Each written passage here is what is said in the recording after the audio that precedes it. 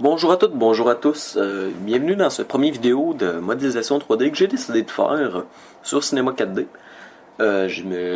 Pour ce premier vidéo, je me suis dit que j'allais le faire sur comment créer un logo. Parce qu'il y a beaucoup de personnes qui se demandent, je vois ça souvent sur des forums, parce que moi aussi j'ai cherché, moi aussi ça m'a pris du temps. Et les quelques tutoriels où est-ce qu'on voit, quelqu'un nous explique, soit c'est un jeune avec un micro qui est pas terrible, ou que des explications ils sont censés être clairs pour des débutants, mais qui expliquent pas à moitié. Donc, aujourd'hui, on va essayer de créer un logo qui ressemble à ça que j'ai fait tout à l'heure, ce logo de matériel d'ordinateur de la compagnie Razer. Pour ça, vous allez avoir besoin de deux petits logiciels, Cinema 4D et Adobe Illustrator. Cinema 4D pour créer le 3D et Adobe Illustrator pour pouvoir séparer le logo d'une image. Vous allez, dans le fond, vous allez chercher un logo sur Google, de préférence noir et blanc, comme moi j'ai choisi celui-ci. Il est simple, il est petit, il est deux tons, il est pas trop compliqué. Parce que il va être facile à découper du reste de l'image. Donc, une fois avoir trouvé votre image sur Google, vous allez ouvrir Adobe Illustrator. Adobe Illustrator est un logiciel payant. Il y a une version d'essai de 30 jours que j'ai moi-même. Donc, une fois arrivé sur Adobe avec votre image, vous allez appuyer sur Dossier, Ouvrir, et vous allez prendre l'image que vous avez choisie. Vous allez faire Ouvrir. Là, on va faire un petit zoom. Donc, ici on peut voir, elle n'est pas très nette. C'est normal parce que c'est une basse résolution. Mais, on va la sélectionner. On va faire, même si c'est de très bonne la résolution, la vôtre, vous allez le faire aussi car ça va permettre de démonter l'image. Vous allez prendre la petite flèche ici qui est à côté de Live Trace, ou en français je sais pas, sur le logiciel français je sais pas c'est quoi. Vous allez faire Simple Trace. On voit déjà tout de suite la qualité s'est améliorée et on va appuyer sur Expand, ce qui permet de démonter l'image. Comme on peut voir, le rond et les quatre parties peuvent être sélectionnés. On va cliquer sur la petite baguette magique et cliquer sur une partie noire. On va faire CTRL-C, Dossier, Nouveau. OK. On fait CTRL-V. Encore un petit zoom. Donc, ça paraît pas, mais dans notre image en noir et blanc, on a seulement sélectionné le noir. Là, on est sur un fond blanc, donc ça donne l'impression que c'est la même chose. Mais, dans le fond, la seule image, c'est du noir sur du transparent. Donc, maintenant, moi je veux pas le carré ici. Ce qu'on va faire, on va prendre la petite souris blanche, on va cliquer à côté pour désélectionner le tout et venir prendre les éléments qu'on veut séparément. Le premier, vous allez cliquer et pour le deuxième, vous allez maintenir Shift, la petite flèche pour taper des majuscules et sélectionner tout en maintenant Shift les parties que vous allez pouvoir prendre, que vous voulez prendre. Dans le fond, ça va venir sélectionner un groupe. Vous allez encore faire CTRL-C, Dossier, Nouveau, oui, et CTRL-V. Donc, comme on peut voir, j'ai mon rond. J'ai enlevé la boîte que je voulais pas. J'ai juste gardé le rond. Bon, ça c'est mon logo final. Je vais le garder comme ça. Vous prenez votre temps, prenez les parties qui vous intéressent. Si vous voulez, vous pouvez mélanger deux logos ensemble. Ça c'est un peu plus compliqué, mais si vous êtes aventurier et téméraire. Donc, pour enregistrer le logo, vous allez sur Dossier, Enregistrer sous. Moi, je vais enregistrer sur mon bureau en tapant Tuto Logo. Vous faites deux fois enregistrer pour qu'il puisse enregistrer sur le bon dossier. Et un truc à savoir avec Cinema 4D, c'est il va pas reconnaître le dossier si c'est une sauvegarde de Illustrator qui est en dessous de 8. Donc, je vais mettre dans la version, je vais mettre Illustrator 8 et faire OK. Là, il va vous dire blablabla, c'est pas correct. Vous faites juste OK, ça va très bien marcher. Vous fermez. Et votre sauvegarde va être ici, avec un petit dossier AI pour Adobe Illustrator. Vous ouvrez Cinema 4D. Oui, Griblo n'est pas complet, blablabla. Donc, vous allez prendre votre sauvegarde et le faire glisser sur l'espace de travail de Cinema 4D. Vous faites oui, ça c'est pour l'échelle. Et voilà, juste prendre ma tablette. Donc, vous avez votre logo. En ce moment, c'est appelé une spline. Dans le fond, c'est une image, mais physiquement, c'est rien. Dans le fond, c'est pas matériel, c'est juste un tracé. Je vais juste le mettre au milieu. Comme ça va être beaucoup plus pratique. On vient sélectionner, on vient le tasser avec l'outil de déplacement et en cliquant sur les flèches. Moi, je l'enligne bien. Après ça, on vient sur la vue avant. Pour changer de vue, vous cliquez peu importe où sur votre espace de travail de visualisation sur la roulette du milieu. Vous allez avoir 4 cadrans et vous choisissez le cadran en recliquant sur la roulette du milieu. Donc, remonter.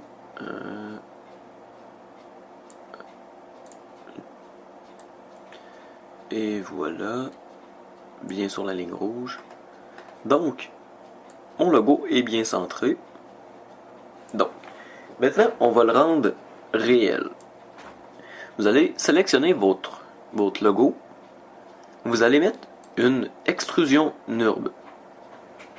Vous cliquez. Il y a un autre onglet qui vient d'apparaître. Moi, j'utilise Cinema 4D R13. Votre menu peut être un peu différent. J'ai déjà travaillé avec Cinema 4D11 et Cinema 4D12. Le menu diffère un peu, c'est surtout l'image plus que la disposition du menu qui va changer. Mais, non, pas rapport. Donc, vous venez prendre votre logo et vous venez l'insérer dans, vous cliquez, vous le maintenez comme pour déplacer un dossier et vous venez le faire glisser pour que la petite flèche descende vers le bas dans Extrusion NURB. Donc, vous voyez, votre logo a changé, il devient quelque chose. Et voilà, il apparaît quand on fait un rendu. Donc, maintenant qu'il est quelque chose, on va pouvoir le travailler. On va venir fermer ça. Vous le fermez en appuyant sur le petit moins. Vous cliquez sur Extrusion. Moi, je le trouve un peu épais. Donc, je vais prendre l'outil de redimension, de mise à l'échelle, et je vais venir l'amincir. Et voilà, pour moi, il est suffisant. Si vous voulez l'épaissir, c'est à votre choix. Et voilà, il est bien au milieu. Donc, maintenant, vu que j'ai un rond, je vais venir faire des biseaux sur les côtés. On va cliquer sur Extrusion NURB. Vous allez cliquer dans l'onglet Couvercle. Dans Début, vous marquez Couvercle et biseaux. Et dans Fin, Couvercle et biseaux. Moi, je vais monter étape à 66. C'est le nombre de polygones pour faire les arêtes. Et dans rayon, je vais marquer 1. Parce que si vous mettez un rayon trop gros, ça va donner ça. Et ça donne pas un beau résultat. Ça vient épaissir les rebords. Donc, 1, c'est parfait. Voilà ce que ça donne. Ça donne un effet un peu plus arrondi à la chose. Si vous voulez mettre de la couleur, c'est à votre guise. Pour ce tutoriel-là, ça change pas grand-chose parce que nous, le but recherché, ça va être...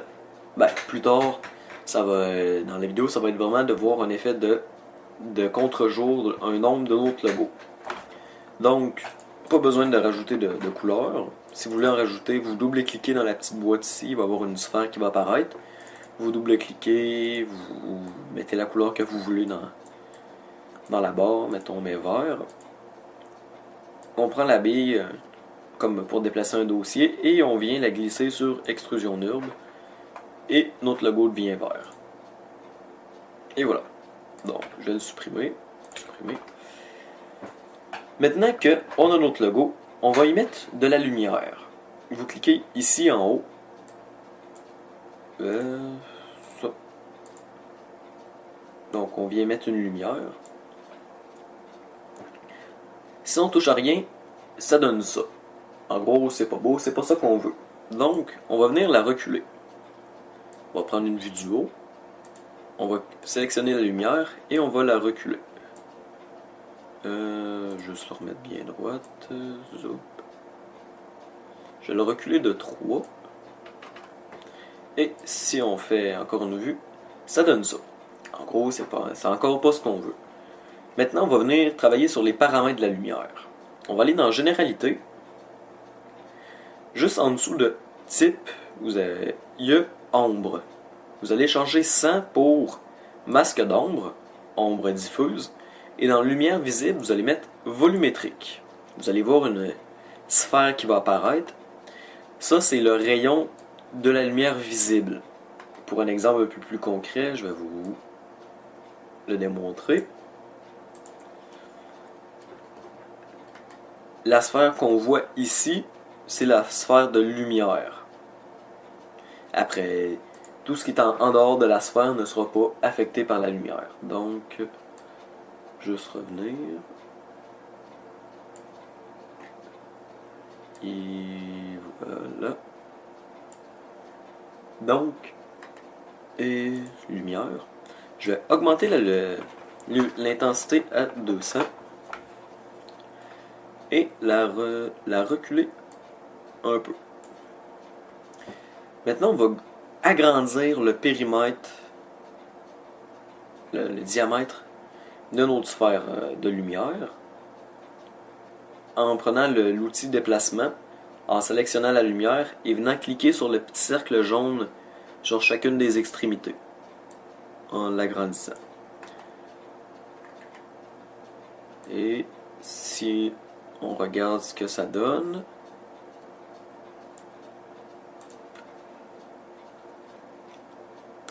ça donne un beau résultat. On peut encore peut-être le cadrer un peu mieux.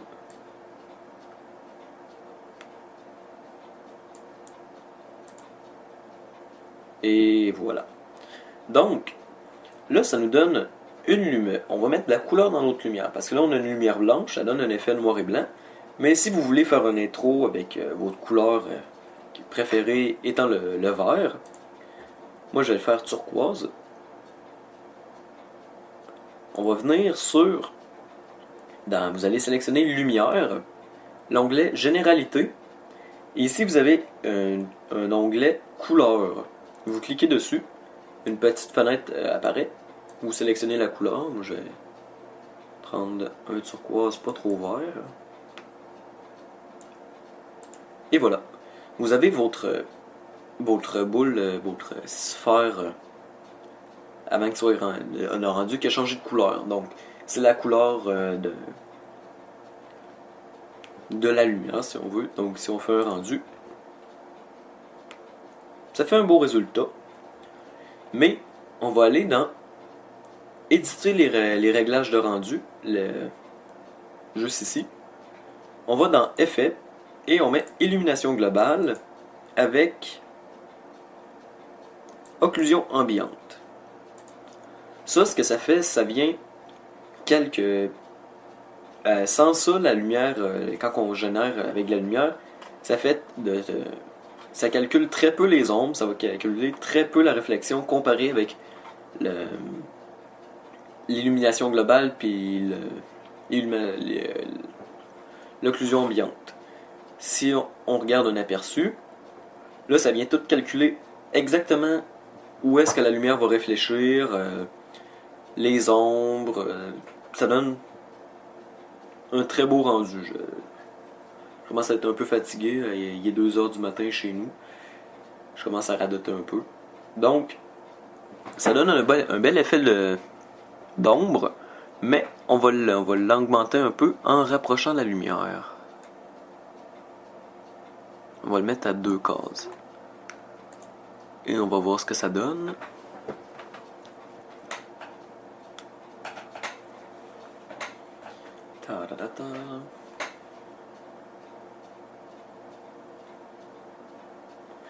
Donc là, on voit vraiment les traînées de lumière. Donc, il y en a pour certains qui vont dire oui, c'est beau, mais la lumière est plate. Il n'y a pas de texture dans la lumière. Donc, ce qu'on va faire, on va y en ajouter. Toujours en sélectionnant lumière, on va venir dans l'onglet bruit. On clique dessus. À côté de bruit, on va remplacer 100 par les deux. Moi, je vais mettre turbulence ondulatoire. Prenez ceux-là que vous voulez, essayez-les tous. Vous allez voir lequel vous préférez. Dans intensité, je vais mettre 25. 25, 27, ça va être bien correct. Et ce que ça va faire, ça va donner une sorte d'effet de nuage, de brouillard à notre lumière. On va le voir, ça. Des variations dans la lumière.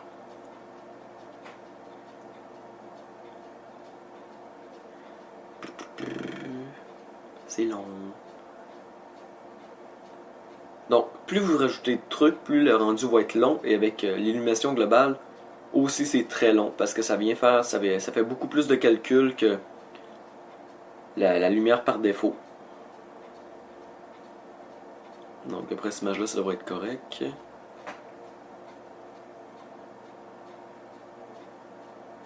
Et voilà. Donc, la différence est minime, mais très agréable au regard. On va attendre que ça génère.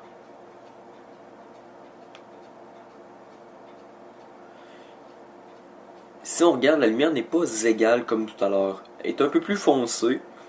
Et ça fait comme je disais, une espèce d'effet de nuage. Pour une image fixe, ça donne ce résultat-là, mais mettons, dans une animation, comme dans mon début d'introduction, le bruit il va bouger, ça va faire comme une espèce de petite fumée. Ça stagne pas là, ça fait. C'est ça, c'est comme s'il y avait du vent dans de la fumée avec la lumière. La lumière se bouge. Donc, c'est ça. Pour une image fixe. Non, c'est ça, c'est tout. Donc, maintenant, il ne reste plus qu'à générer votre image. Donc, j'espère que vous avez aimé le tutoriel. Si vous avez aimé, mettez le petit pouce vert. Si vous avez des commentaires constructifs, négatifs ou positifs, ça me dérange pas, mais tant que c'est constructif, ça me dit tu pourrais améliorer ça, tu pourrais rajouter ça, c'est très bon, j'ai aimé ce bout-là. N'hésitez pas à les mettre dans les commentaires, ça me fait plaisir je vais me faire plaisir de les lire. Si vous avez des suggestions aussi pour les prochains tutoriels, ça va me faire plaisir de les lire. Bon, mais maintenant mon ordinateur est devenu lent. Ça va me faire plaisir de les lire. Donc, prochain tutoriel, je vais le faire vraiment sur la lumière. Là, je l'ai fait pour un logo avec la lumière, mais je vais vraiment me baser sur la lumière, vraiment. Comment faire des belles réflexions, des beaux effets d'ombre, un effet de studio, de photo, où est-ce que avec des lumières chaudes, froides pour faire un bel éclairage. Mais si vous voulez faire un name tag de YouTube, n'importe quoi. Bref, je vous dis à la semaine prochaine. Désolé de mon état, d'avoir radoté un peu, d'être mêlé. Il est exactement 2h23 du matin, puis j'ai eu 2 examens aujourd'hui. Donc, c'est ça. Bien, merci beaucoup d'avoir regardé le tutoriel jusqu'à la fin. Au revoir.